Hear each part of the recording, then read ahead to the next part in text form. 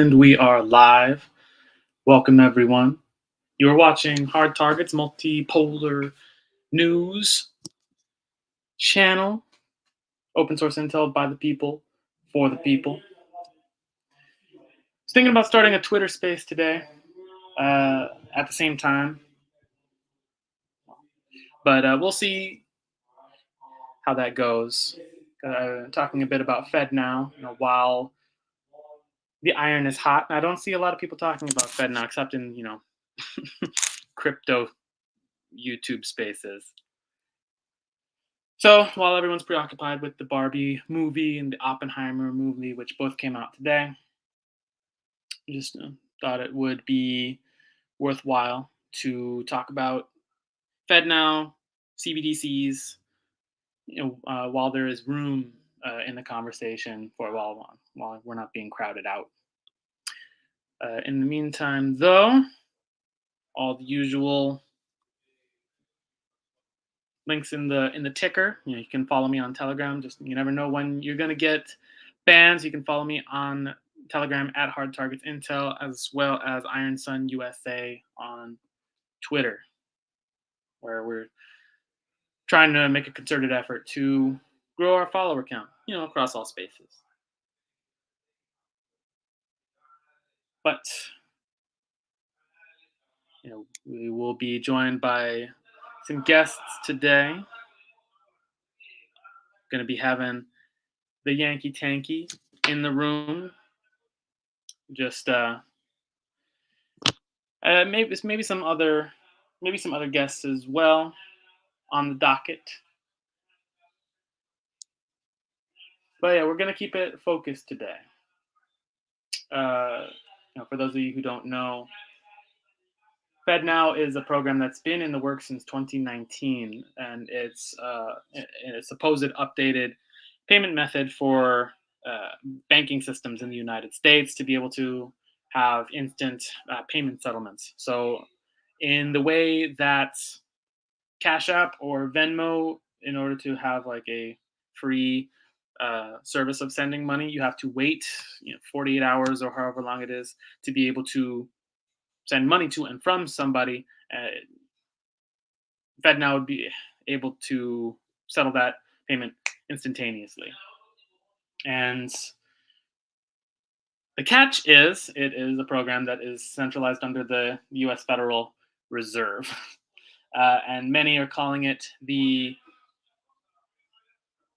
foundation for the CBDCs, central bank digital currencies that are to come, as part of a suite of World Economic Forum dystopian technologies, CBDCs, digital IDs, and the growth of the surveillance state. So that's what's went live today. We have the press release from the Federal Reserve here. As soon as I get my guests on stream, I'd love to read through it so we can get some of the details and discuss the implications of this, because in communist circles, it's we talk a lot about finance monopoly, about bank monopolies being the primary contradiction in not just American society, but in the world, as the foundation of globalism. What we call globalism is a contradiction that is spearheaded by bank monopolies. The privatization of all individual property into the hands of a few people, the offshoring of local production and supply chains into countries like Thailand and Vietnam, and just all corners of the globe except within your home country. Mass immigration, mass illegal immigration, and human trafficking. All these symptoms of what we call globalism all have the shared trait that they are problems created by and profited off of by finance monopolies, by banks, by speculators like oil barons, steel barons, people who are the top, well, people like that we would call like the elite of society, or that we would very easily recognize as the the some subject of a conspiracy. Like your Rockefellers, your Carnegies, your Rothschilds, your George Soroses, your uh, pick a billionaire, and your Larry Finks, your to name someone who's still alive.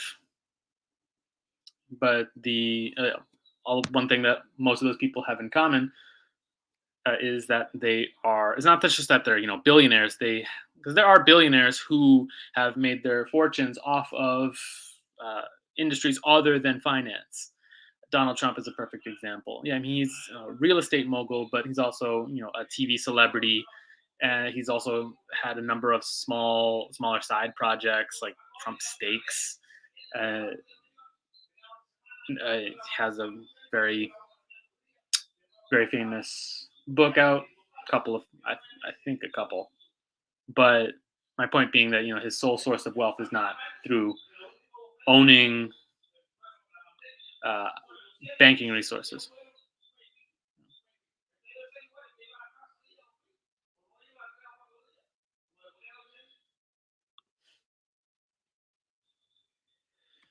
That's what we're going to talk about today. Still waiting on our guests, but just to give you the background, CBDCs are part of. Yeah, I would argue, because we're not sure like how what the extent to how deep the tentacles of the Federal Reserve are penetrated into uh, the finance infrastructure. But that's what I would argue is that the FedNow system is part of a organized effort to centralize the control of finance capital, of money and debt, and real estate property, things that have this fictional value. There's a concerted effort to centralize these things into the hands of even fewer people.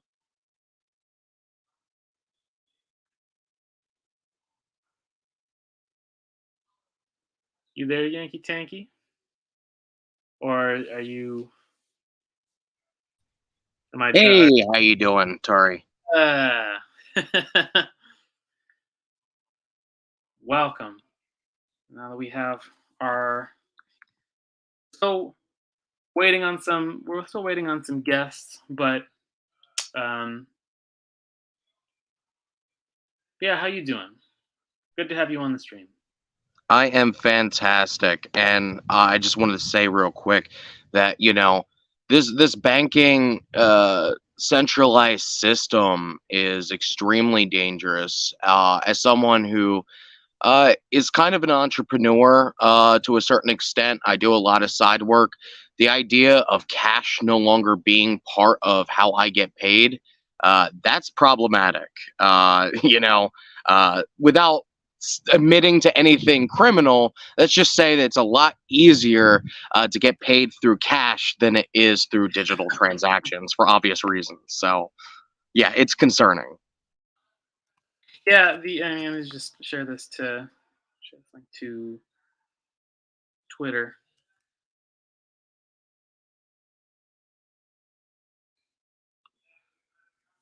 Yeah, the this has been in the works since. I mean, this particular project has been in the works since 2019. As I was preambling. Oh, yeah, here we go.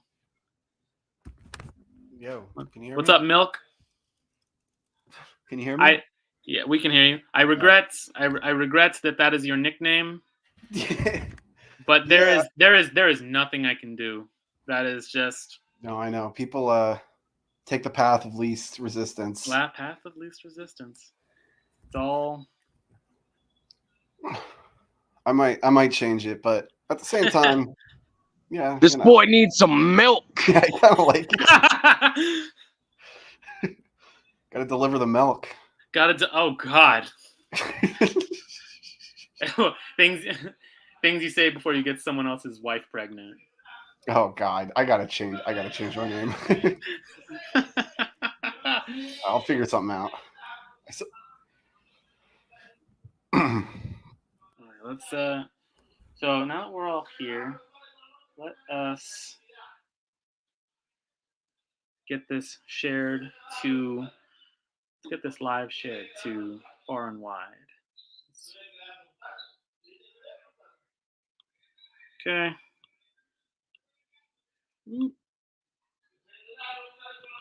Man.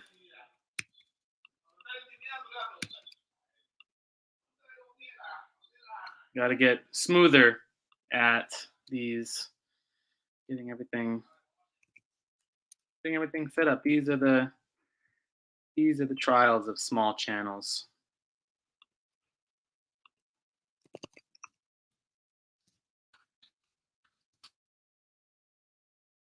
So yeah, Yankee Tanky was just saying that, I mean, when we've all been in situations like this, but with FedNow going live and it being heralded as this convenient and futuristic way of settling payments, this peer-to-peer this peer-to-peer system that is a much needed update to the banking system, which, to be sure, the banking system is 50 years out of date. It still doesn't change the fact that America and American workers are very dependent on just being able to be paid in cash. Like even the ability to even have a bank account that with or getting your paycheck in 2 days early doesn't really change the fact that oh good, we get our our $80 paycheck for the week in 2 days early, and so I can still be behind on my bills because it's not enough to pay my my rent or my phone bill, my electricity bill. It's hard not to it's hard to ignore the fact that this technology is purely for bankers. That on a peer-to-peer level, it's for people making millions of dollars to be able to exchange money between themselves, and on a banking to banking level to be able to do what the Democratic Party was using cryptocurrency for in Ukraine, to wash money more efficiently between all of these dummy businesses, like for people like you and me who get paid, who were working 3 jobs and get paid in cash, and 2 of those jobs, replacing you know, replacing an outdated system that exploited us with a new and more efficient way of exploiting us uh, doesn't exactly doesn't isn't exactly the future we were hoping for in the movies. Yeah, and people people always talk about surveillance, which is obviously the big issue. But another thing is, I mean, first of all, a lot of people are cashless already. They just use a card for everything. I mean, I use my card for most things. It's just so much easier. But when you use a card, you're getting charged, or the business is getting charged a percent fee. So, like, if you get paid $50 and you spend it with a card, and let's say it goes through like 30 transactions of people spending with cards, by the end it's going to be like $5 because they keep skimming off the top. Whereas if you have $50 of cash, it's after 30 transactions, it's still $50 of cash. So it's also like a hidden tax. It's like I mean, you have inflation, I guess, but I assume we're still going to have inflation. Like, they're not going to stop the whole fraudulent banking system we have. But yeah, it's like an introduction of another tax where they're just siphoning as much as they can.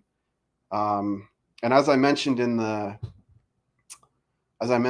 chat, all the MetroCard stations got shut down this week. So they don't want people using MetroCard because you pay for the MetroCard, and that's how much money is on the MetroCard. You can give it to somebody else. You can, use it at any station. Nobody knows. Whereas you use your card, you're getting charged like a 5% fee by the credit card company. And of course, there's the surveillance aspect, which, like, imagine if you were at a protest and the state decided they didn't like it, they could just shut down everybody's cards and everyone would be trapped.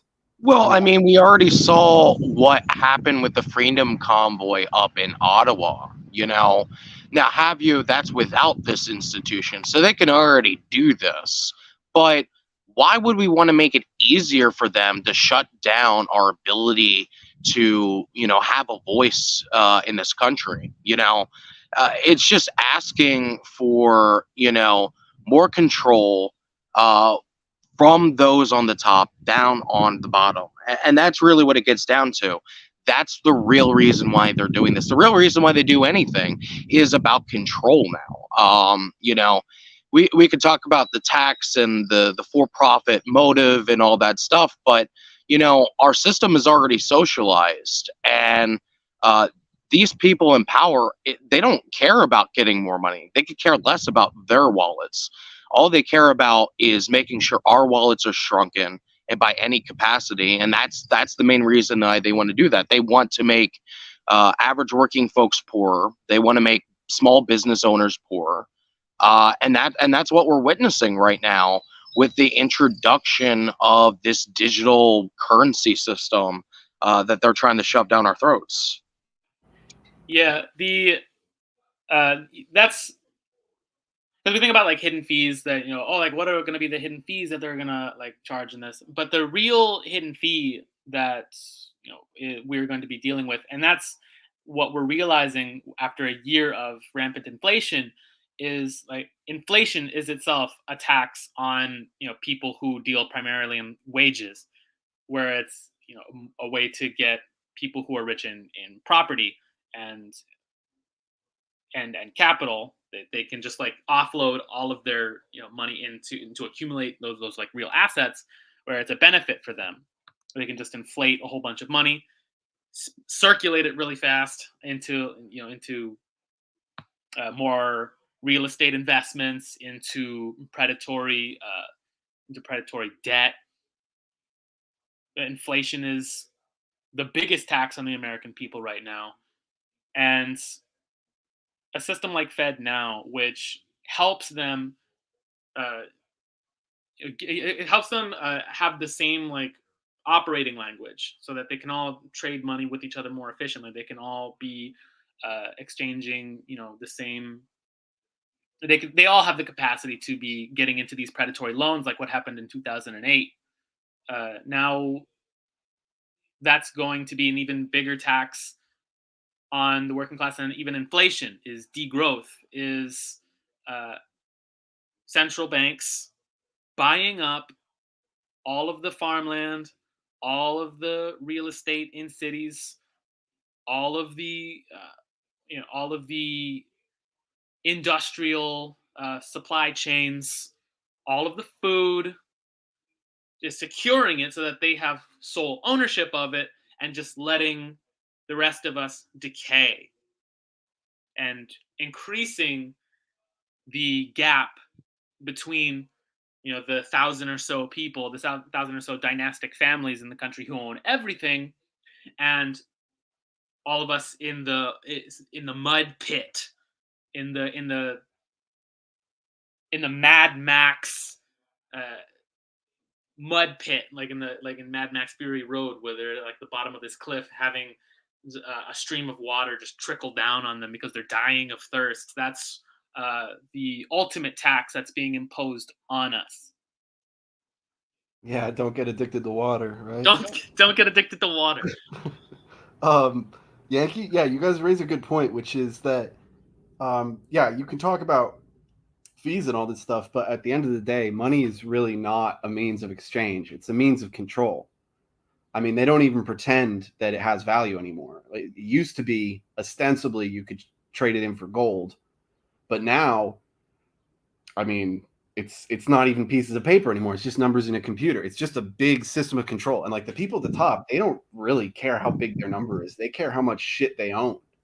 And Absolutely. I mean, one of the things we need to take in consideration, this is from worlddata.info, and this has to do with Russia, right? Now, Russia is also implementing a similar system, but here's one of the major differences between uh, what control Russia would have in comparison to what the United States has, for example, right?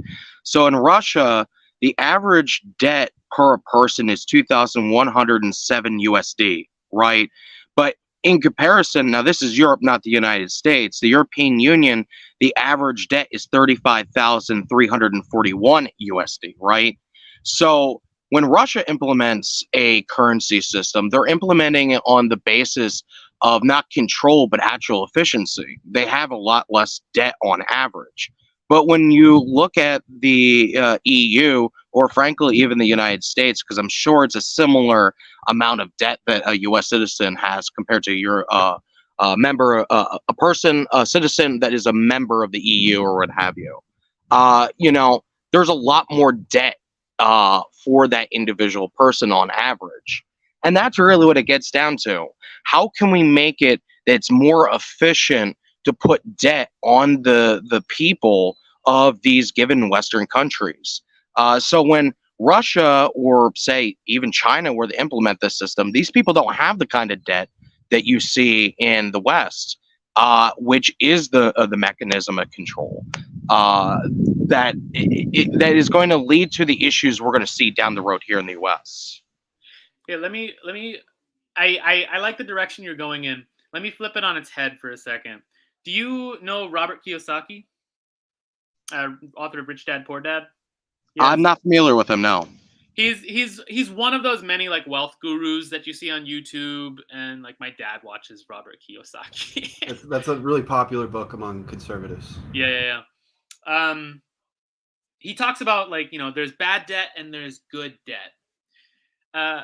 With obviously for us, people who depend on a wage, our relationship with debt is a negative one. We've since the 70s, since the U.S. was taken off the gold standard and real wages have remained flat for 50 fucking years, just flat. We've had to accumulate more and more debt to be able to even get basic necessities like food. In the United States is like one of the leading country in terms of credit card debt right now. There's like a lot of it for people like you and me. That's the bad debt, and things that we obviously associate as bad. But I would argue that the real goal is not even to put, because we think of these we think of these like grand conspiracies, and it's fun to speculate on like, oh, what's the dystopia going to be? But I don't think, because bankers, they're evil, but they're a mundane evil. They're not these like I don't think that there's like these evil conniving Emperor Palpatine types with this grand vision. I think they're just very short-sighted and stupid. And greedy to the point of being almost like dogs. Like, dogs will lick up their own vomit, not because they're evil, but it's just because they're short-sighted and stupid. I would argue that the real goal is just to accumulate more quote unquote good debt, which for them is predatory debt. Because, like I said, I have the press release here from the Federal Reserve. And it says that this FedNow, as an interbank payment system, the FedNow operates alongside other longstanding Federal Reserve payments, such as FedWire, FedEx. It's committed to working with more than 9,000 banks and credit unions. Reuters had said that, where was it? Smaller banks, which often connect to FedWire, which is similar to FedNow, but for corporations. Smaller banks, which often connect to FedWire via larger lenders, encourage the Fed to develop FedNow, arguing that it would allow them to access real-time payments without having to pay larger competitors for the service. So I would argue that the real conspiracy here is not to push bad debt onto us, but it's for like these more these smaller these smaller lenders, these smaller banks to get into quote unquote good debt, to be able to get into that business of throwing their capital at at bad mortgages or at decrepit railway systems or on foreign war, to get to again to centralize, to have to make sure all of the banks are on the same ledger, to centralize them all on the same ledger. Yeah, wait, I got an anecdote real quick. So you mentioned like how they're not evil, like conniving.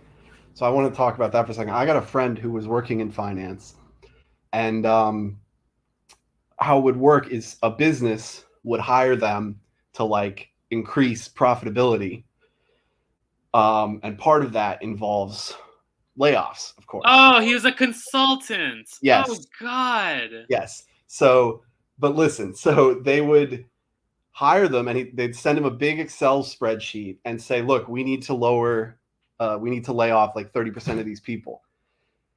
And what they're pretty much doing is like outsourcing their evil, because like they view these people as people, so they hire someone who just sees them as names in a spreadsheet, and it's like whatever. And what he would do, he literally just used a random function in Excel to just randomly fire 30% of the people. And he gets paid a lot for that, or he doesn't do it anymore, because I'll tell you what happened. So he did this for one place, and then later, like a month later, he has a dog walker for when he's at work, and his dog walker showed up and was like really depressed. And they were like, he asked him what was up, and he was like, "Oh, like my wife got laid off," and it turned out he had laid off his dog walker's wife without realizing it. And I think it really hit him, and he was like, "Damn, these are like actual people," and he got out. But like there's like whole industries that are based on just like doing the dirty work that people don't want to do. Uh it's like profiting off alienating the human from the spreadsheet, you know. And that's how it works. Like, no, these people aren't evil, they're evil. I mean, they're not evil, the system is evil in that it is set up to like turn people into names on spreadsheets, and it doesn't even hit people what they're really doing until, for my friend, he saw like the human cost. And that's how it works. Like, people love to think, like you said, it's like conniving bankers planning all this shit, but it's really not. Like, he's my friend, he's a good guy, but like this is what he was getting paid a lot of money to do, and that's how it works. I mean, even like, I don't know, maybe some of the people at the top are really evil, but for most of the people, they're just gears, they're cogs. Yeah, I think average people, they're gonna do what they're gonna do for their own survival, right? That's just the situation. I mean, our whole system is set up in such a way that it's a dog eat dog world, and you have to make tough decisions to be able to take care of yourself, your family, your community, your children, etc. Right?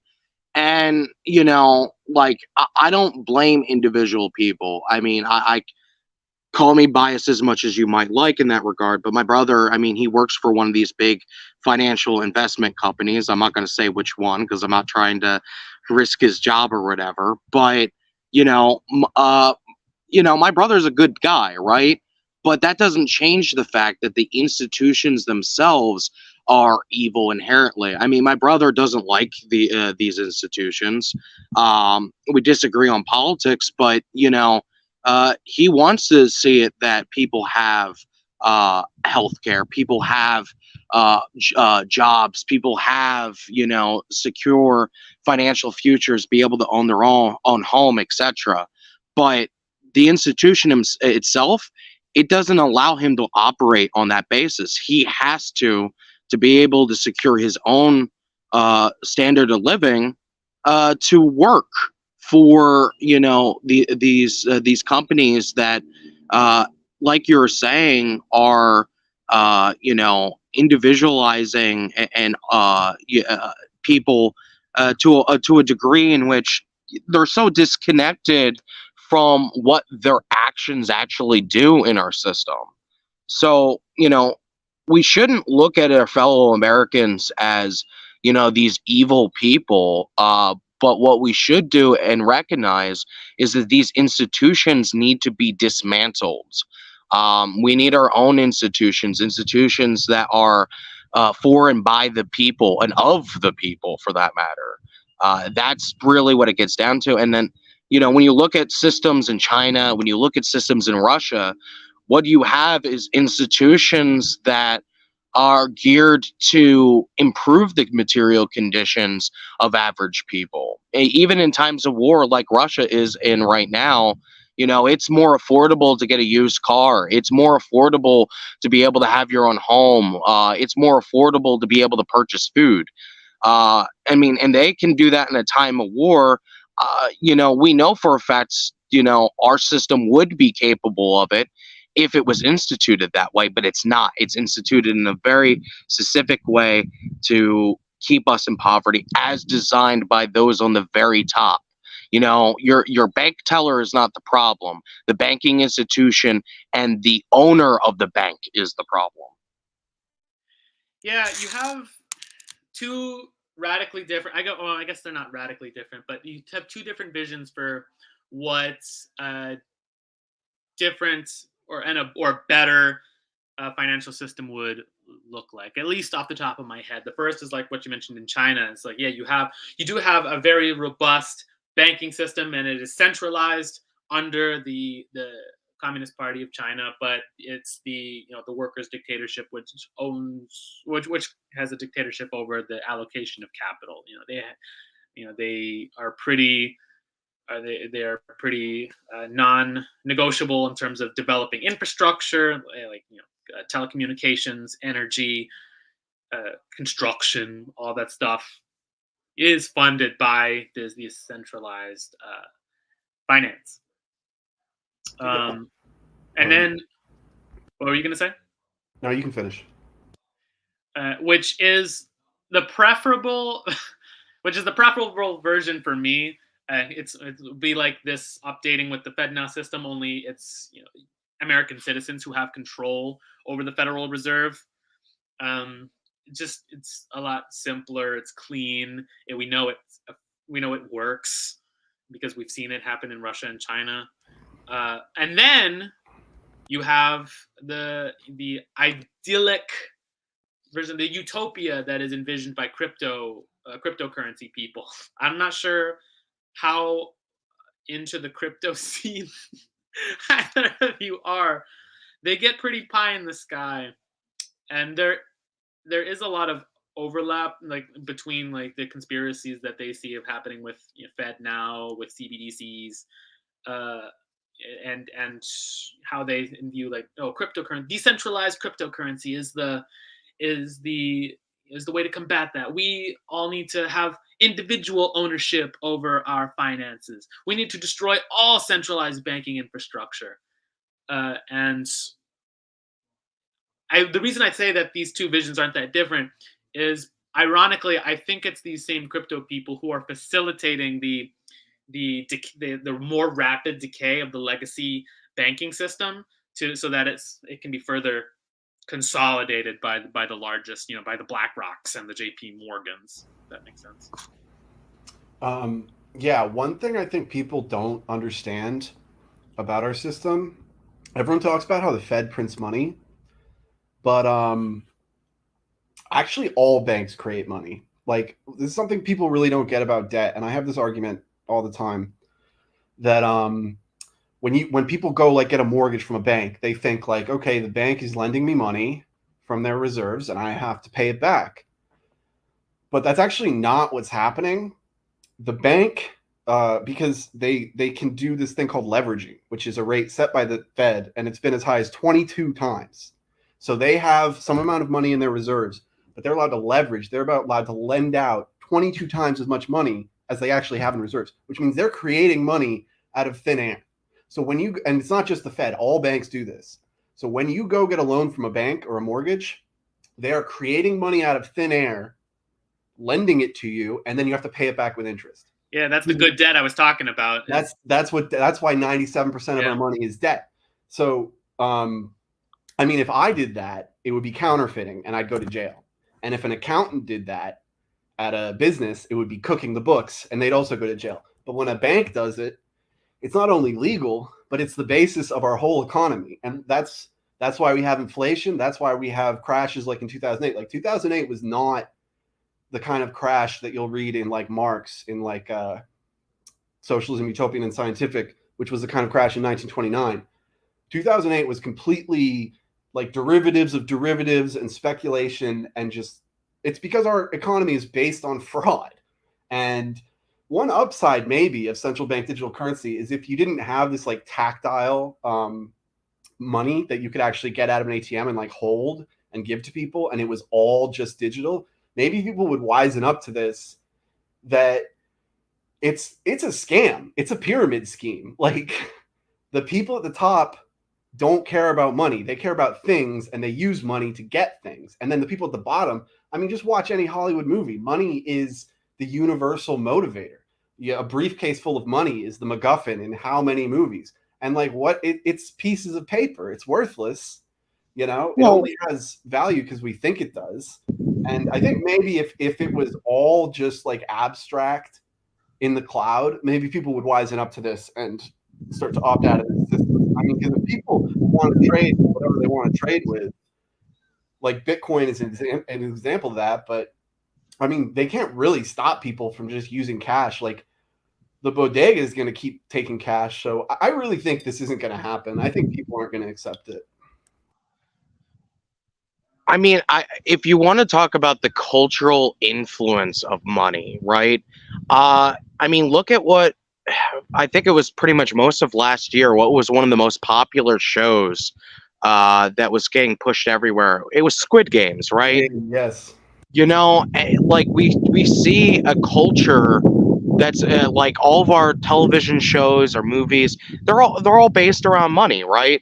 I mean, gosh, look at even like uh, it's a silly example, but like, what is one of the most popular genre of daytime and nighttime television? Oh, it's game shows. You know, Deal or No Deal, The Price is Right.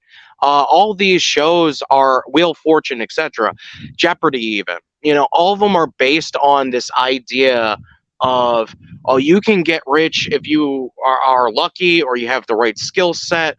You know, that's what it's all based around. I mean, even gosh, look at American Idol or any of the other like reality television that's like based in competition. It's all based on this idea that you can get so big based on your talents that you can afford a lifestyle that you cannot currently afford as an average person. They always highlight these people in these shows that like, oh yeah, I got this job at Wendy's, and I can't quit this job at Wendy's right now. But if I become, like the winner of American Idol, I can quit my job at Wendy's and have more free time and be able to, have the ability to, fix my parents' home and, get my brother out of debt and all that other stuff, right? Our whole culture is based around the influence of money and trying to pull ourselves out of debt. We got Mechadafi in the comments giving the example of Breaking Bad, which I want to go into. There's something that raises a good point. But yeah, Mechadafi also saying, yeah, 100% our monetary system is a scam, modern slavery. Agreed. But Breaking Bad is a very interesting example because we all know like this it's a tired trope of like the crime boss who comes from nothing gets rich, and we idolize them, and they're cool, and it sucks to like them because they're a bad person, but but we think it represents the idea of the dark American dream, like a dark version of the American dream of getting rich. But whose idea? Breaking Bad is a poor person's idea of what getting rich looks like, but because it's all cash-based wealth. I don't know if you remember some of the images coming out of Breaking Bad, but like that huge pile of money that they would lay on, and it was like they were going through this. I feel like I should be talking in Zizek voice again, psychoanalyzing culture, but just it was this idea of like, oh yeah, our ultimate dream is to lay down on a pile of money. That's not what that's not what an actually like what a wealthy person's idea of ideal wealth is. Like they want the digitized money. They want it to be secure, like the most secure form of money. It's just like you can't even like it's not uh like it's not some cash that you steal in your mattress that decays and gets moldy. It's it is digitized money. It's this it's this highly efficient, impenetrable cyber fortress of futuristic like your technology exists in like in the cloud, in the technological infrastructure of like that is diffused throughout the economy. um it's very it's very odd that we're taught to think the working class poor, down on our luck, we're taught to think that the idea of making it is having a huge pile of money, when that's like Absolutely. It's also, it's not just TV, it's music, especially rap music, it's Instagram. You got people like paying to go sit on fake sets of private jets, like a simulacra of being wealthy. It's fucking Andrew Tate. It's like our whole society is pointing towards get money, but the people who are actually in power create money out of nothing. So they don't want money. It's worthless. It's numbers in a computer to them. So we want money at all costs, and the people at the top will trade their money for like actual things like land and influence and power. And I don't know, man. It's really ingrained in the culture. I don't know how you deal with. I don't know how you deal with that. And it's not even the culture. It's because I mean, a cultural conversation you can think of like metaphorically. It's something you can't opt out of. Like all the biggest movies, like you can't opt out of like the zeitgeist. But no, you physically can't opt out of the that's what I say. That's why rich people want it to be in the technology. You can't opt out of using the technology. I have a Twitter video pulled up here that I'll share. But like this is the kind of surveillance of even day-to-day payments. This is what's coming. It's like they're having to like take a scan of your eyes to be able to use like yeah, but also like how would that work in a CBDC economy? Because I actually think the object is pretty important, like the green dollar object. Like in the Hollywood movie, what's going to be in the briefcase if it's all just on the cloud? I don't know. See, I feel like it's not going to work. Exactly. We can't even comprehend of doing away with like the physical commodity.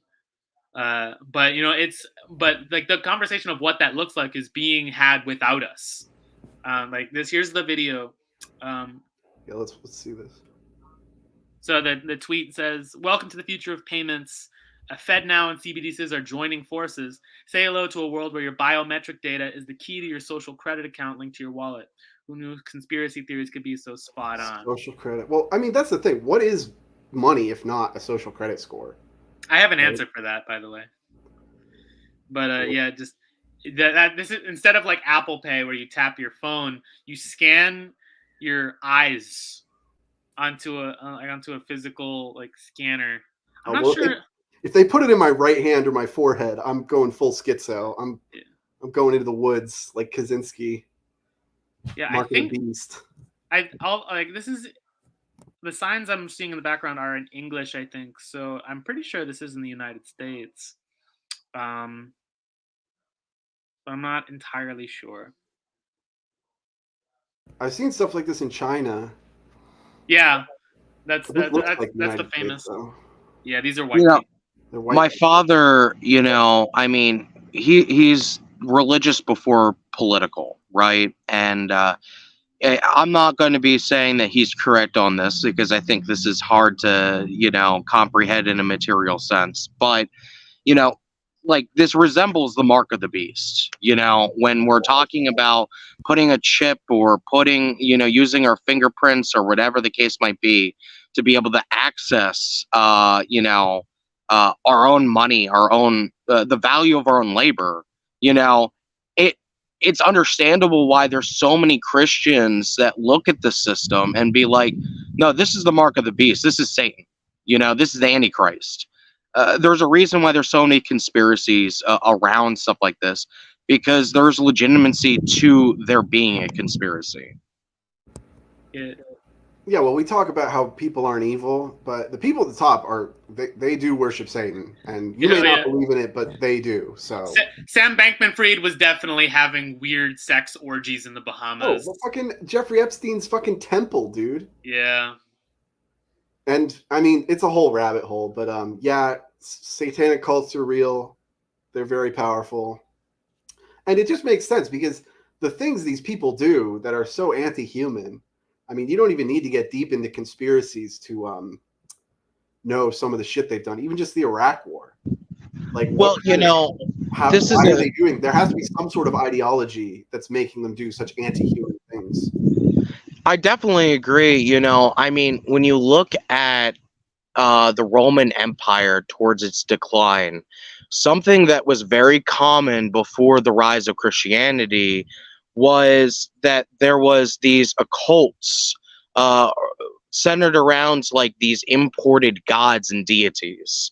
We're kind of seeing, something similar in a lot of ways going on in the United States with, whether it be whatever the hell was going on Jeffrey Epstein's islands, or you're talking about, these multitudes of images that we see, we see these rich people involved with some sort of strange rituals or whatever. And I'm not even going to speculate on that too much. But the point is that, those that are on the very, very top, they are evil, and they're evil in the same way as these people that formed strange cults at the end of the Roman Empire, which we can say that is a symptom of an empire in decline. It's they might be trying to force more control over us, but as we saw with the contradictions of the Roman Empire, these contradictions are going to come to the head in the West.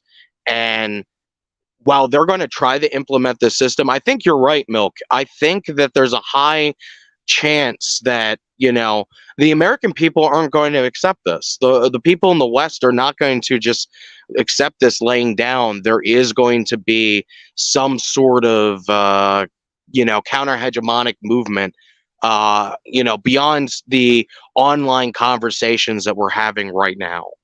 Yeah. McAdophy says, I agree, Yankee. The word satanic applies to a lot of what's going on these days. The whole transhumanist BS is an anti-human as it gets. Which, yeah.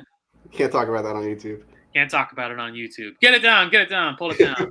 I would love to. I've got a lot to say, but I'm not allowed. But yeah, it's so wild just how ingrained millenarian cults are in the United States, that in this ruling class ideology that they perceive time as apocalyptic. Like, I'm not sure how far back that goes. Like, maybe they adopted it from the Romans, but like the very concept of time progressing towards an apocalypse at all time. Like, we are always in the middle of some sort of like apocalyptic moment, and therefore to give in to hedonism, to perverse destruction, of self-destruction. It ties back into that mindset of anti-growth. We want to accelerate the leap into the void. We want to accelerate decay. We want to accelerate this move towards the apocalypse. Because technology like this could be really cool. China has technology like this, and they're living in the future, and it's only getting cooler over there. But and we're in this forever spiral of decay, where it's being used not to enhance our progress, not to enhance our quality of life, not to enhance our production. It's used to just rope us into these weird power fantasies by the ruling class and their their sexual deviancy, that we cannot opt out of their sexual perversion. All right, wait. I got to talk about it a little bit. It's like it's transgender to transhumanist. Listen, within the next 5 years, there's going to be like some genetically modified CRISPR mutant on the cover of Vogue, and then it's going to be like LGBT without the M is trending every week, and then like end stage, I feel like you're just going to have these like hulking mongrels patrolling the streets, like enforcing curfew, and if you call them ugly on social media, your Amazon smart home just shuts off the oxygen. Yeah, hopefully my channel is small enough where I don't get. Was that too much?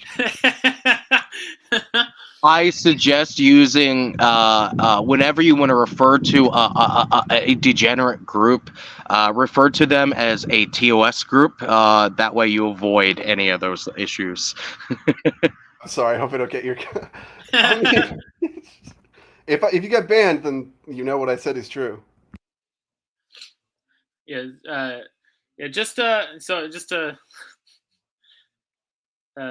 circle towards another video here. Just so I want to make sure that I don't get banned.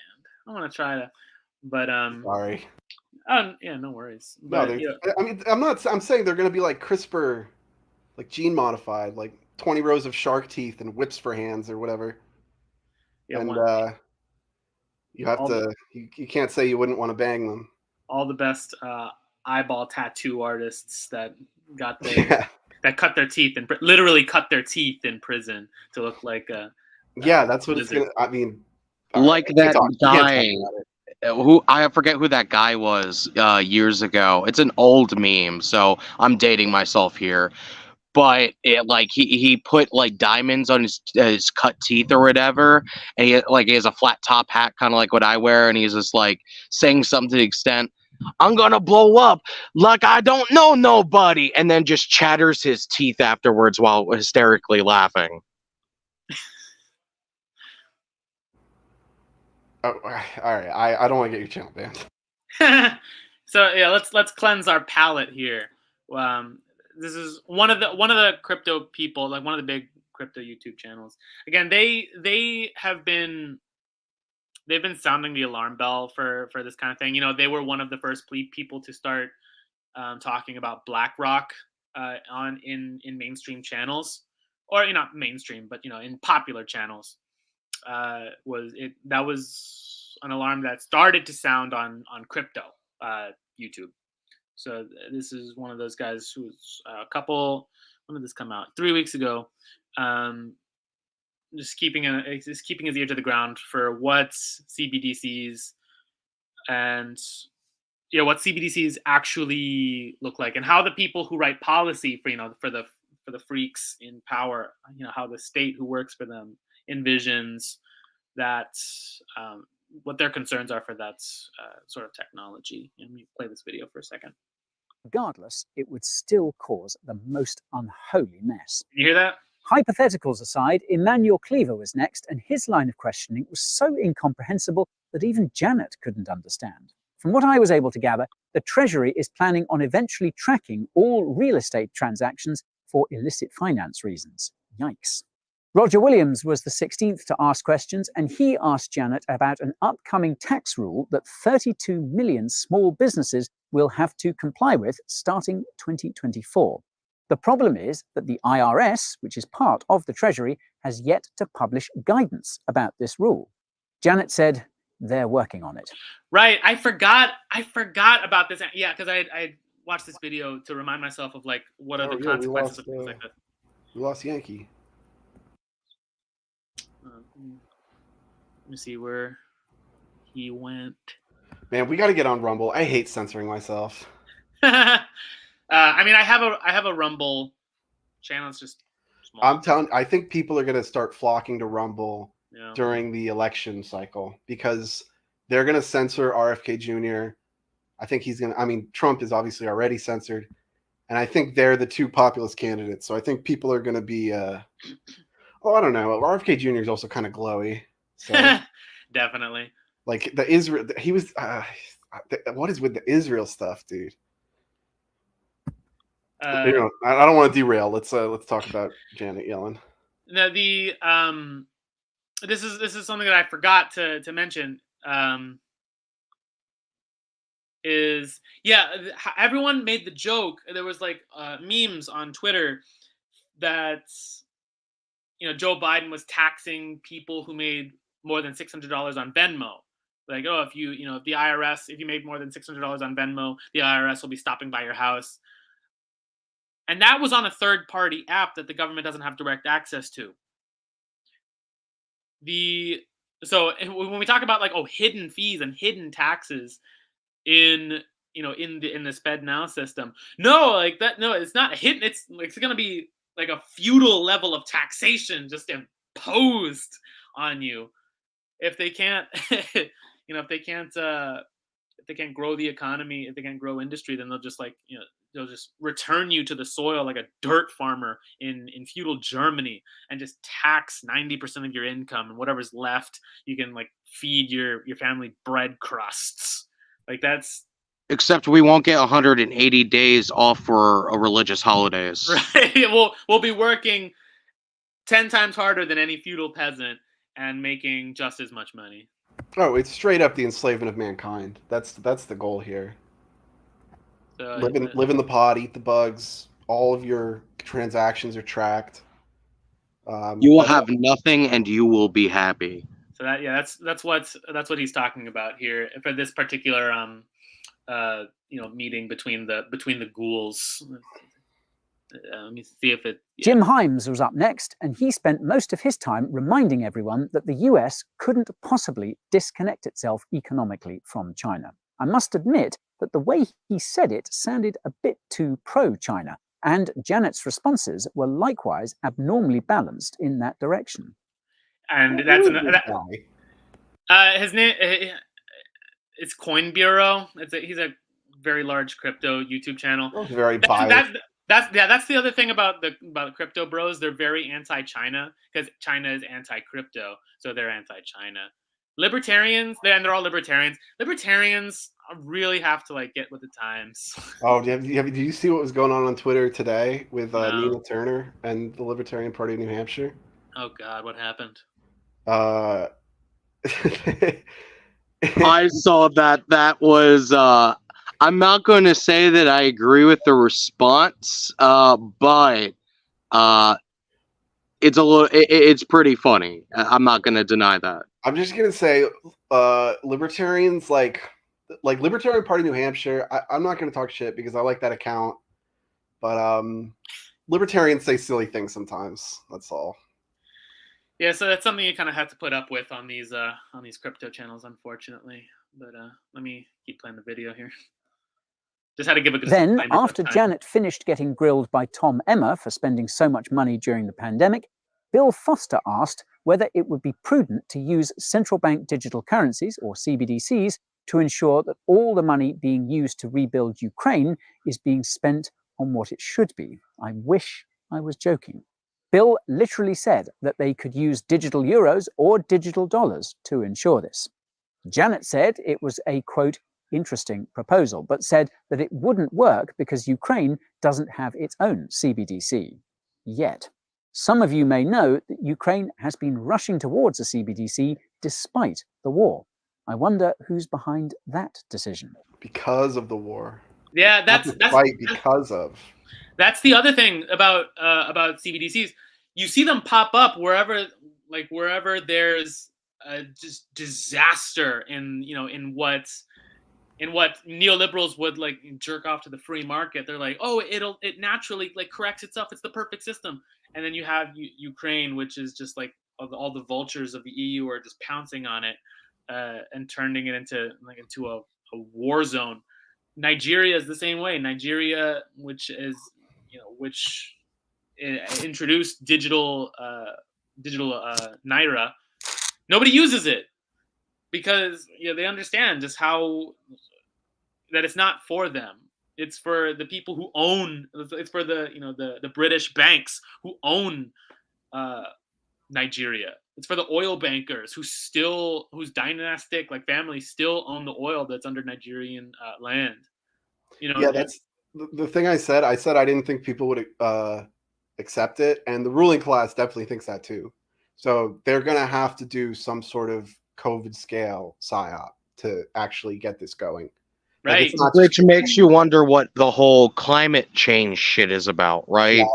All yeah. this smoke pouring down from Canada, Oh, can we you talk about know. that? Well, I mean, look, when you look at it this way, right? Whether it's smoke being poured down from Canada, or it's a hurricane coming up the East Coast, or it's some other natural disaster, or whatever, they're going to find a reason to try to, have us locked down again to some capacity, right? And I think climate change is going to be the one of the major ways that they try to implement this, and like to kind of connect it back to the conversation of Ukraine. Look at Greta Thunberg going to meet with Zelensky.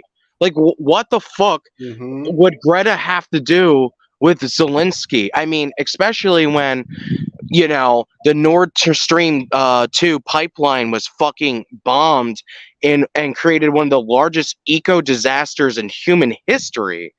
And she has nothing to say about that, but she has a reason to talk to Zelensky. You know, Yeah, Look at all the symbology and how it connects. That's all I'm saying. I think it's either going to be climate or aliens, because this alien shit is kind of weird too. But I gotta say, man, I live in New York. That smoke, like weird week of smoke, I've never seen anything like that in my whole life. I've been living in this area my whole life. I don't know, man. That was just really weird. And everyone's just like, oh, it's just because of wildfires. Like, Why was the smoke orange? there's never been a wildfire before. Like, okay. Here's my prediction. Because like a climate thing is kind of hard to coordinate. It's because it's especially technologically. COVID was a big part of the COVID conspiracy was also to introduce new forms of technology and disastrous technology, like the jab, the poison. We gotta be careful about that on YouTube, I think. Yeah, so the the VU. You trust me, I know. Yeah, I got FBI watching me for a whole lot of reasons. That's one of them. But like industry being the American industries that kept the economy afloat were like glass industries, transportation, a lot of packaging to like for cold storage. I know that airplane companies were kept afloat by the executive orders from the White House. A lot of it had to do, so like the emergency was they were pushing a specific new technology, and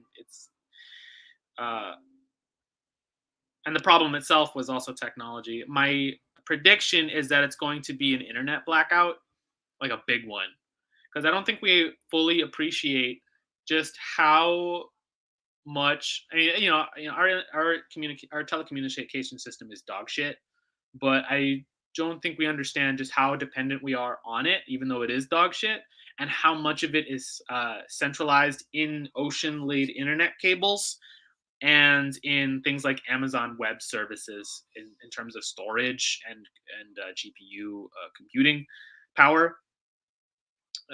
I think just a few targeted attacks on one of those ocean cables to just send Europe or the east or west coast of the United States back into the dark ages would be. We've already seen Biden do it with Nord Stream, so it would be pretty easy to do on one of those cables, which would send like the entire. If it happened to the east coast or the west coast, it would send half the country into darkness. And then they would be pretty much forced to adopt, like Starlink type technology to as an emergency replacement for internet services. And while all this chaos is going on, you can magically make a lot of you can actually make a lot of money disappear. That is my prediction. Also, it's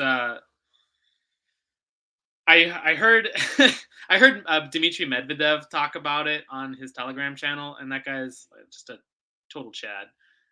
But yeah, he said because Biden had already set the precedent for blowing up Nord Stream, it is only it would make sense for an escalatory, um, under the cover of the Ukraine war, for an escalatory retaliation or a red flag operation to be blowing up those ocean cables. So He really said that? yeah. Damn.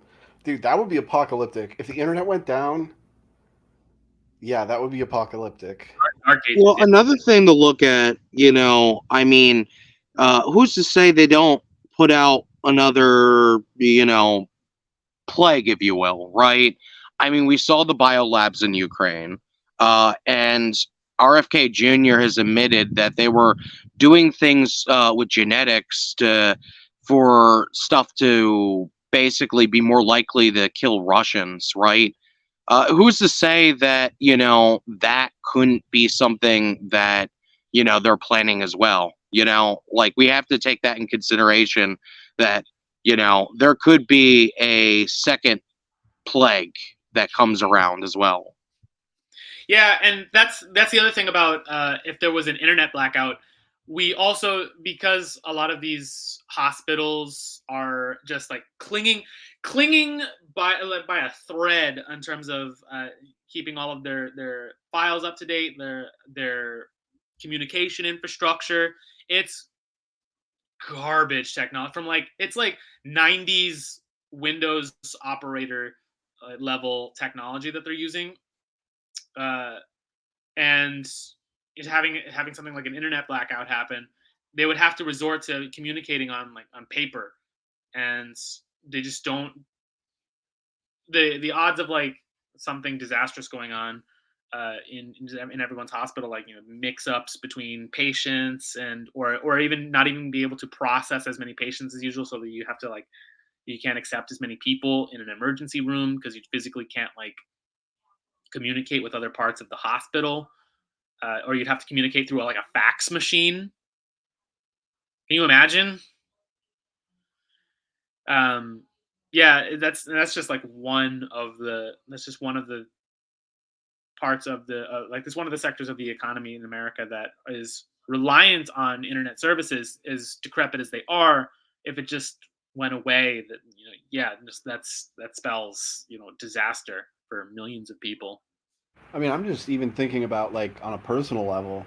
I'm super addicted to the internet, but then I mean, TikTok is too much for me. It's kids who were raised on the internet got iPads in their hands when they were 4 years old. I feel like it being shut off would be a real social crisis. Well, I mean, yeah, I mean, in all seriousness, right? Like, one of the things I always point to is how the internet, as it has operated for a very long time due to the creation of Silicon Valley by the CIA, it operates as bread and circus, right? Well, there's the immediate issues of, okay, the internet gets shut down, you lose your ability to use financial transactions and all that kind of stuff, right? Like, that's an immediate issue. One of the reasons why digital currency might not be a good thing if the internet were to ever get shut down. But then, you have the rippling social effects of the bread and circus being eroded. What kind of upheaval are we going to see from the youth in this country if they can't access their TikTok, their Twitter, their Facebook, their Instagram, all the different social medias that they use?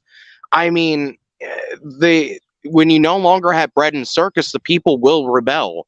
I mean, it's a pattern of every empire in human history. Oh my god, you guys saw that ice cream so good shit? No. I have imitated it. Are you talking video. about the weird Ice cream so good. the weird Hot, TikTok hot. Oh God, yeah, the porn shit. Is that? It has the aesthetics of porn without it actually being porn. It's it's literally what porn brain is. it's so awful to Yeah. look at. It's so It is. It's bad. like I hate it. essential porn brain. It's like porn brain at the bare basics. Because those people are porn stars. The people doing that are on OnlyFans. Yeah, one of them is Cherry Crush or whatever, which I understand she is a porn star. And that black woman, that those are the two videos that were being moved around a lot on social media. Yeah, that black woman is also either an existing or ex porn star.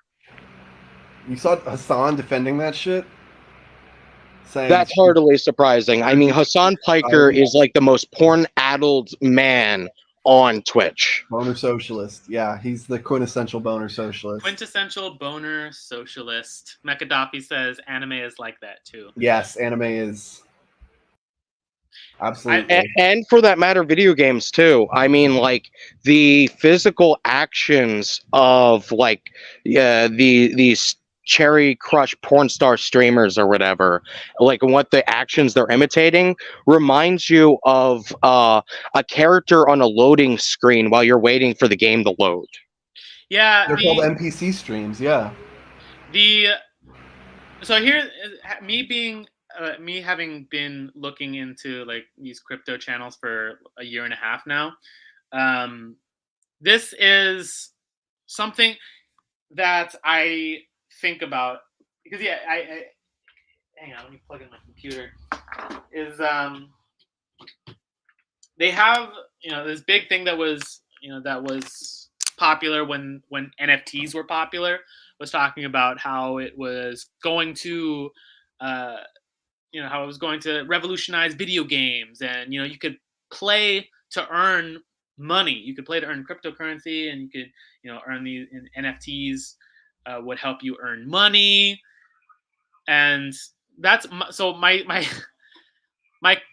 tinfoil hat brain is just saying that my tinfoil hat brain is telling me that when the payment systems, if there's an internet blackout, or if we experience more or if we have a financial crash, it doesn't even have to be an apocalypse, just a depression, just a regular economic crash, that crypto would step in as where the libertarians would get what they want, and crypto as designed just steps in to actually replace the legacy. Because here's the thing, I truly don't think that upgrading the Federal Reserve and the technology is bad, considering that China has done it. It's like, who owns that technology? But cryptocurrency, the way it actually functions, to actually decentralize peer-to-peer transactions and decentralize computing power, decentralize that stuff on an infrastructural scale without a central Federal Reserve circulating money, is just to return to feudalism, to enclose internet access into these privately owned nodes, sort of like how in Puerto Rico after Hurricane Maria, there was this guy who owned solar panels, and he would lend out electricity. He was a local slumlord. But it's that for internet access. And the same for the bread and circus thing of just getting everyone addicted to these 8-bit video games, because it's the only way you're going to be able to make money is by playing Flappy Bird to get the latest crypto coin to trade on the black market for crumbs. Yeah, I'm not a big crypto head. I have some friends who are really into it, but just on a surface level, it's really hard to believe that it's revolutionary in any way. I mean, Ripple, one of the big companies producing XRP, it's a company affiliated with FedNow. A lot of the technology that Ripple uses is being used in FedNow. So there you go. which makes me think that just the crypto people and the legacy financial people each hedging their bets. If like if the legacy system goes wrong, that crypto can step in as a anti-fragile. I mean, it's a sucky system. It sucks to use. I've used it. It sucks, but it doesn't break. You can scam people. You can hack things. You can do all sorts of shady shit, and it's slow and it's ugly, but it doesn't break. Like Bitcoin is one of the most secure is the most secure network, like in terms of being able to uh, influence it in a maligned way. It's the most secure computer network in the world. It just doesn't break. So I keep thinking, like, are the crypto people gonna get what they want? But it's like this weird monkey's paw, ironic genie's wish that it's just returns us all to this this techno feudal dystopia. Well, I mean, I would agree that, I mean, that's the direction that we're going to go in if we don't have some sort of institution that can fill the vacuum. I mean, they want the ruling class to absolutely do want a digital gilded age for America, right? As the Roman Empire collapsed, it broke down into feudalism and all these little tiny princedoms and kingdoms that were easily controlled by these lords, and eventually, these kings that led over these lords. Well, I mean, what is Jeff Bezos? What is Mark Zuckerberg? What is all of these? Not just the tech billionaires, but all the billionaires who control the two largest the two largest investment companies in the world, Vanguard and BlackRock, right? I mean, they already own everything. They're kind of the king. They're the king, and then the smaller billionaires like Jeff Bezos and Mark Zuckerberg or even Elon Musk. They're these the lords basically of this new system that we might be moving into if we can't stop it. They already have the institutions of digital gilded age, right? They already have that. It's just a matter of transferring that mode of production into a material reality that they have complete control over, and we're just stuck in these little tiny princedoms, as crypto miner serfs, basically. Yeah, in the way that we're all kind of familiar, we might have all had a job or another that has its own internal internet service or its own internal platform to like communicate with people, or it's like this ancient software. Like that's happening. Like the enclosure of computing power, especially as especially as America and the American deep state is trying to go to war with Taiwan, is there's just not enough GPUs and not enough like microchips and machines that can process all of the computing power we need to make the economy function, to make our personal lives function. With as many things as like that need microchips, there's not enough GPUs going around to hold it all up, and these large monopolies are just buying up all of these microchips. And and so at a certain point, when the flow of technology that can compute, it can give us internet access, when all those microchips dry up, it's just going to be like this enclosure as scrambling for, instead of the Mad Max scenario where don't get addicted to water, it's like, do not, my friends, become addicted to internet service. It's just going to be these feudal lords who are just dishing out little crumbs of Wi-Fi. Yeah, I mean, I don't know all of the tech stuff, but I know that the revolution will not be televised, and crypto is getting hawked by Matt Damon during the Super Bowl, so I don't think they're afraid of it. I mean, Goldman Sachs and BlackRock are like the biggest investors in crypto. Mark Cuban was like on the ground for NFTs. He was a big early investor in NFTs. Or even just more recently, BlackRock submitted an application for a Bitcoin ETF and out of like the 500 applications it's made to the SEC, only one has been denied. So yeah, like BlackRock is going to be the biggest investor in crypto. An ETF to be able to make sure that its clients can trade in Bitcoin. Again, to like hedge their bets, just in case like the legacy system crashes. Yeah, I mean, I kind of just disagree with this premise that like technology is going to save us. I mean, technology is downstream from power, you know? Like, look at AI. They're talking about AI at Bilderberg. Like, God knows what they're fucking planning on rolling out with that. And Technology is what's going to destroy the current established system, but it doesn't mean that the established system is going to be replaced with something better. Because the people who currently control the current system have already invested themselves into the dismantling of this system, right? Well, here's the thing: we live like under a capitalist mode of production. Like the tools of like the means of production are always being destroyed and replaced. Every economic cycle, the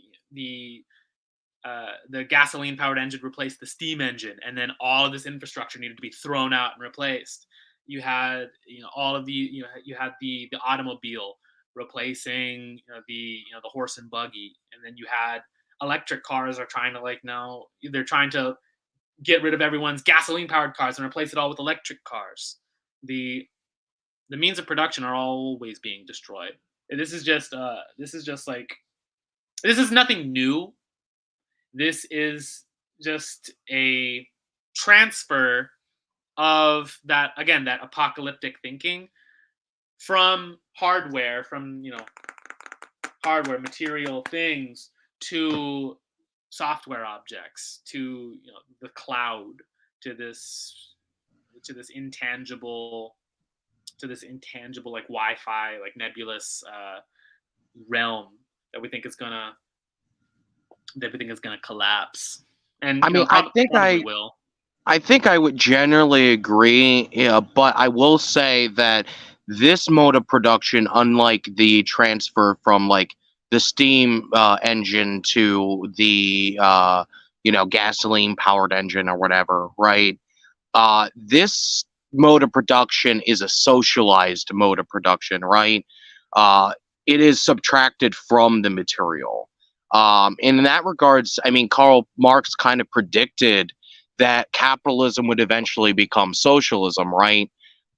He was just wrong about like how it would materialize, right? So what we're looking at, in my view, is that, well, yes, it is this new mode of production, and in the past, it definitely meant when you move to a new mode of production, it was still capitalism. But I would argue, because it is of a non-material basis, but is instead of a socialized basis.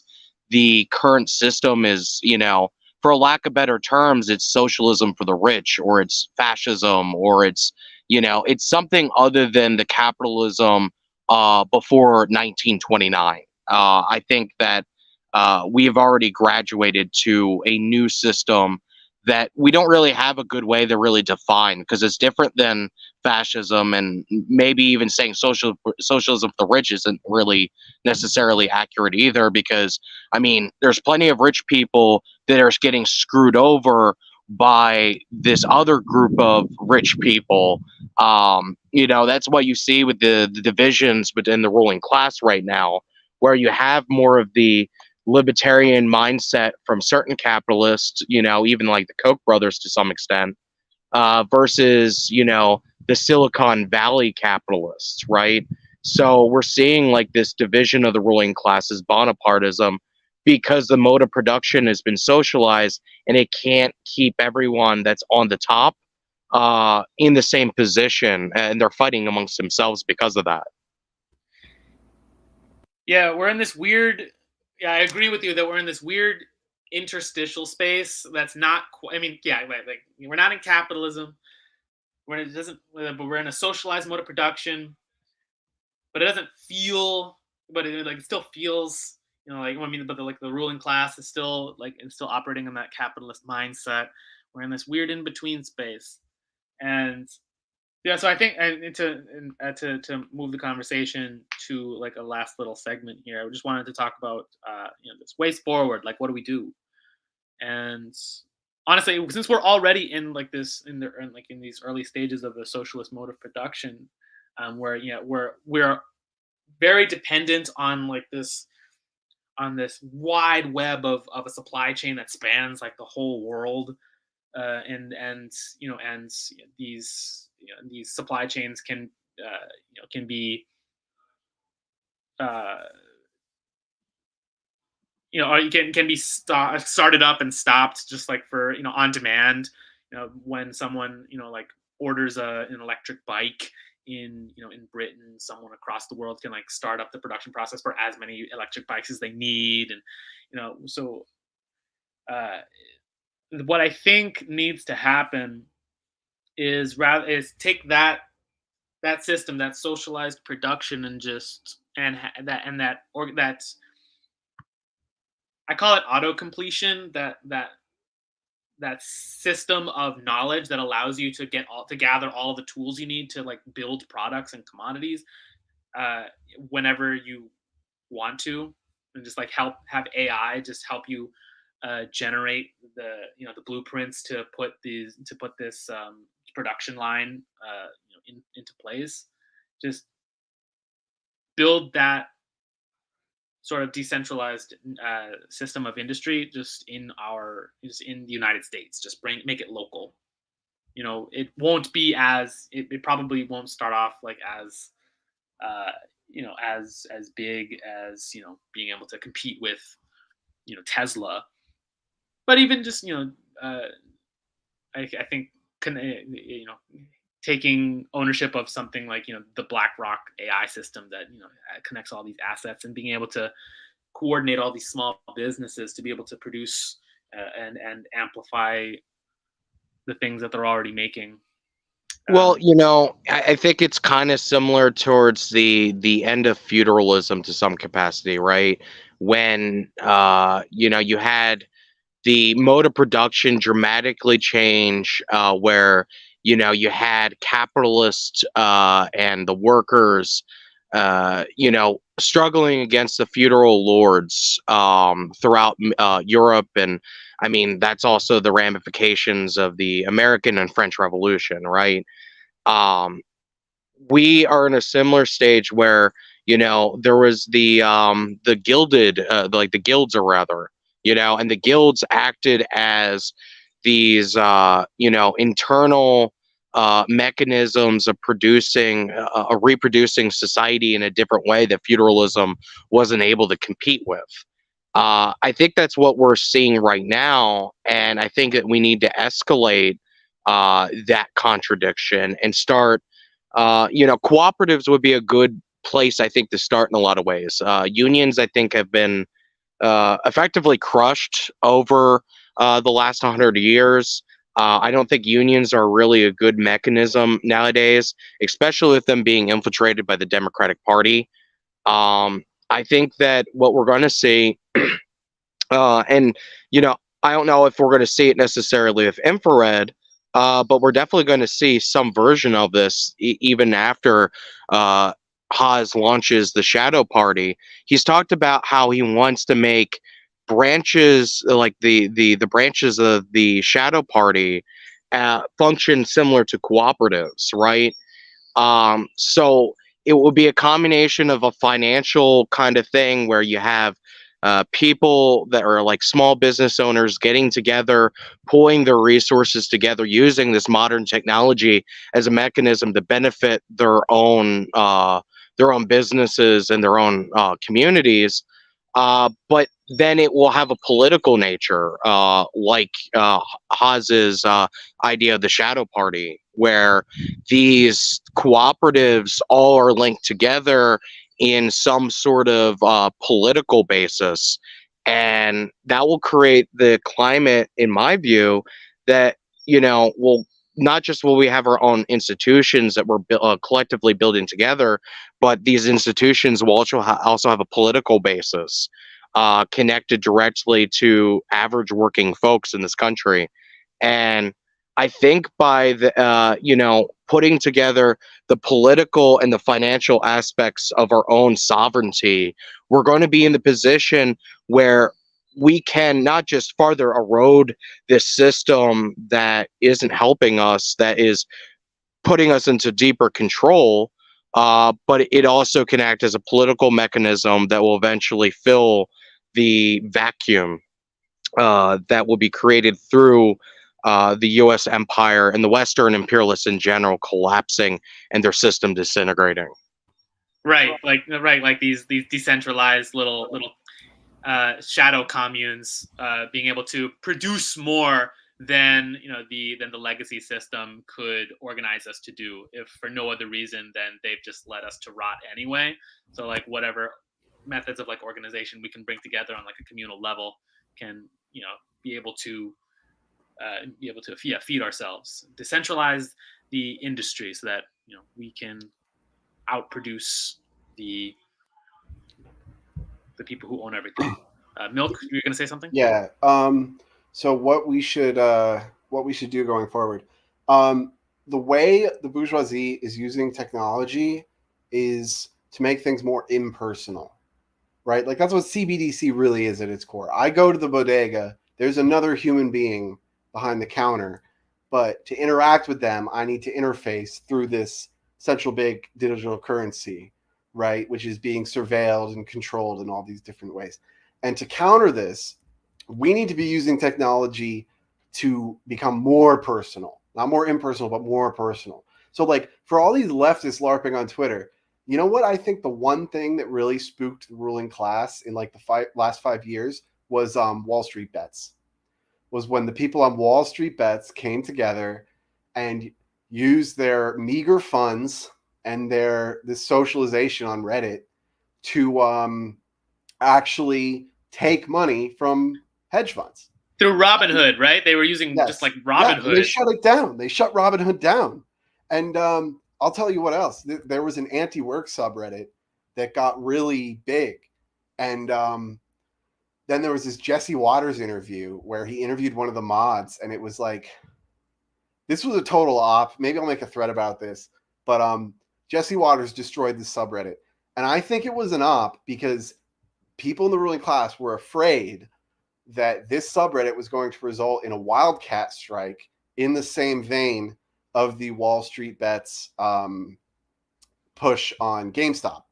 So this is what we need to be thinking about. We need to be thinking about how to use technology because we're so alienated. It's not live in the barracks, right? It's live in the pod. They want us to be atomized individuals who can't get together and talk and can't get together and plan and do whatever we want. So what we need to be thinking about is how to use technology to just bring social interaction like back into our lives. And if we can do that, the rest is easy because people are going to start talking. People are going to be like, wait, what's the deal with this? What was the deal with 9/11? What was the deal with COVID? And it's just going to be like this, what's the word? It's going to be this, I don't know, just this like spark plug. And you're not even going to, I don't even think you need to do much after that. If you can just figure out a way to use this technology to get people to socialize again. I mean, we have people keep saying Twitter is the public square, and like it is. Yeah. But it's also very controlled. So, and because like 2016 Trump, they will never let happen again because this is exactly what I'm talking about. Trump was memed into the White House, right? And brought everyone into a Twitter discussion. Like Twitter, that's when it caught fire. When everyone was like having to discuss when fake news became like part of the lexicon. Yep. Which fake news was actually coined by the mainstream media, and then Trump turned it around when he said, CNN, you are fake news, because they were calling all the people posting on like the Donald and on Twitter, they were calling them fake news, and he turned it around on them. And now they say mal and disinformation or whatever. They're terrified. They're terrified of this beast they've created on the internet where people can get together and just be people and just recognize each other's humanity. And that's also why they're pushing all this racist garbage and whatever else. It's to stop people from recognizing each other's humanity and sort of realize, like, wait, we all have this common enemy, and if you can just get communities where this will happen, the rest will be easy. That's Well, I mean, look at like what the internet was utilized back in 2011. What it was utilized for? It was the inflate the Arab Springs, right? And the ruling class used spaces like Twitter and other social media apparatus as a way to inflame what was going on in the Middle East and to create these artificial, color revolutions, basically. Well, the system they created to create artificial revolutions has, already, as we saw with Trump in 2016, has completely turned on its head. Like you guys are saying, we memed Donald Trump into the White House. It was that kind of energy, but organic. It wasn't artificial. It was completely organic in that sense, which was terrifying. Right. And that's exactly why, you see not just these crackdowns on social media right now, but you also see that, even under Elon Musk, I mean, I'm on my 7th Twitter account, right? Why do you think that is? Is it just because, I'm bombastic and, I say offensive things that violate 2S? Sure, that has something to do with it, but it's a larger trend that it's a part of, right? Where you can't just say what you want, even on Elon Musk's Twitter. He won't bring back Alex Jones. He won't bring back, people that, for whatever reason, Elon Musk doesn't feel fits into his zeitgeist of, being against those that are on the top. Like he wants to get rich, but he doesn't want us to get rich. And that's the thing we have to understand, that the only way we're going to be able to utilize these systems is if we develop, our own systems and hijack existing systems and rebuild them for our own interest, right? We have to get to a point. Sorry, I was just saying that we have to get to a point where we can actually build our own separate infrastructure, whether we use their systems or not to accomplish that. If we can't spread information without us getting censored, we have to find an alternative to their systems. Right. And so if under feudalism the peasants worked the land in common, and under capitalism the workers worked the machines in common, in this in-between age we have to be able to work social media and information systems in common, like completely free of censorship. Yeah, the proof of concept for this right now is Nick Fuentes. Right. Nick Fuentes is blowing up like crazy right now, and he's banned off everything, but they can't stop him. And this is proof that like we can do the same thing. And say what you will about Nick Fuentes. Everything he says about Israel is 100% true. So he's getting this message out. I mean, nobody will say anything no politician will say shit about Israel except the fucking squad who are, complete corporate stooges on everything else. And he's getting this message out there. This is proof of concept that we can do the same thing. Right. Yeah, I mean, I think that what it gets down to is the people need our own cozy TV. I mean, Absolutely. that is effectively what we need. I don't know if that means that we should all hop on the existing cozy TV, or if we should just replicate our own infrastructure somehow. I'm not a tech guy, so I'm not going to be the guy who creates a new cozy TV for a counter hegemonic movement of the people, but we got to get these like-minded people on board with creating some sort of infrastructure like Nick Fuentes has accomplished. Because regardless, like you said, you can think what you want about Nick Fuentes. I'm no big fan of his. That's for damn sure. But you're like you said, it's the proof of concept. We can establish something that makes it so the existing cultural zeitgeist that exists, the red pill, the blue pill communities or whatever, we can make it so that we're like Nick Fuentes and we can't be ignored. The people's cozy. I saw Ron Swanson Stalinist in the comments. I'm pretty sure that guy is a computer wizard. I had reached out to him before to make a website for myself.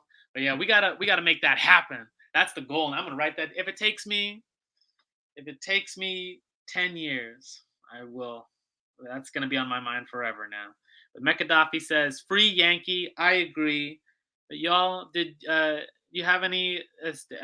Can you tell everyone where to where to follow you, so we can. Yeah, so if you guys don't already realize, my Twitter account that was my alt to my other Twitter account that was the alt to my main account has now been suspended.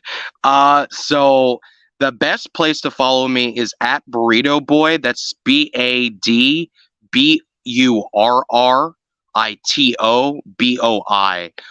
That was basically it started as an Bad Empanada troll account that has now been forced into being repurposed into a another Yankee Tanky account. But that's the best place to follow me. Now I won't be able to follow you back because Elon Musk has already put a follow limit on this account. Oh So no! yeah, like it doesn't like I am so controlled at this point by the Elon Musk Twitter support team that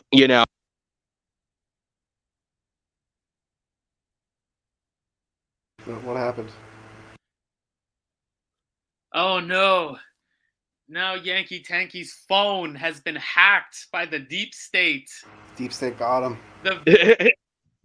if you want to be able to follow me and the work that I do, the best way to do that honestly would be joining my Telegram. And what I'll do is when this stream is over, I will post my Telegram so you can link that in the comments of this stream here. That way, people can go over on my Telegram. Because I can't guarantee I'm going to be able to stay on Twitter. I mean, I'm on everything right now. I'm on Truth Social. I'm on Threads. I'm on Instagram. I'm on Facebook. I have a Facebook page. But post a link to your Telegram in the private chats, or even in the public chats. You can post in the YouTube video comments. Okay, yeah, give me a second here. I think you can anyway. Yeah, if you can post in the private chat on StreamYard, then you can post a link in the comments button too, or just drop it. Just message me on Telegram, and I'll put it in the comments. Yeah, absolutely. I'm gonna put it on our chat right now. I got the link. Also, earlier I was mentioning, I put this link in the chat as well. I don't know if you would like to just, so people don't think I'm just imagining a meme that didn't exist. Oh, the lizard guy, yeah. Yeah. If you'd like to show that, just so people can appreciate 2012 meme culture for a moment. Yeah, so I posted Yankee Tanky's Telegram channel in the comments to the video for people to follow that. While I pull this video up, Milk, did you have anywhere you wanted the people to follow you at? Yeah, you can follow me on Twitter, Harlan Stang. Except the second A is a 4 because it was taken. I don't like being called Milk. Sounds very feminine without the man part, so I might be changing my name. But, Harlan Stang on Twitter. Right, it's H4. No, H-A-R. Oh, H-A-R. L4N, and then Stang. H-A-R-L4 Stang on Twitter, right? L4N. H-A-R-L-4-N Stang. Yeah. All right, posting that. And I will probably start making YouTube videos, but shit's a little hectic right now for me, so we'll see. Yeah, for so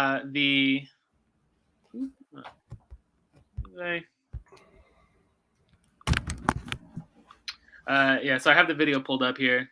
Just to end on the note of what we're all going to be looking like in the future. This is the future. This is the future that the liberals want. We're all going to be this guy. This is what Yankee Tanky was talking about.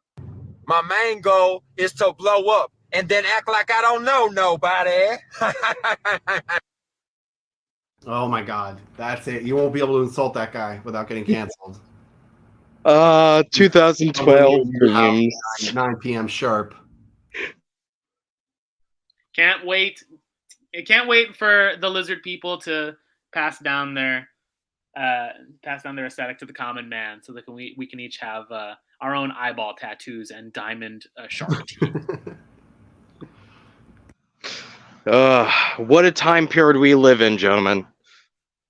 But we are making moves to decentralize the media landscape, to be the people's deep state. We are already on the trajectory for being whatever the opposite is of MTV Lizard Man is. I'm glad we got to put this. I'll have to meditate on that one. I'm glad we got to put this stream together, y'all. For now, we'll all be signing off. Yeah, you can follow me on Twitter at Iron Sun USA. You can follow me on Telegram at Hard Targets Intel, which you can also, that's also my TikTok handle as well. Thank y'all for tuning in, and we'll be signing off. Hopefully bringing you lots more content in the future.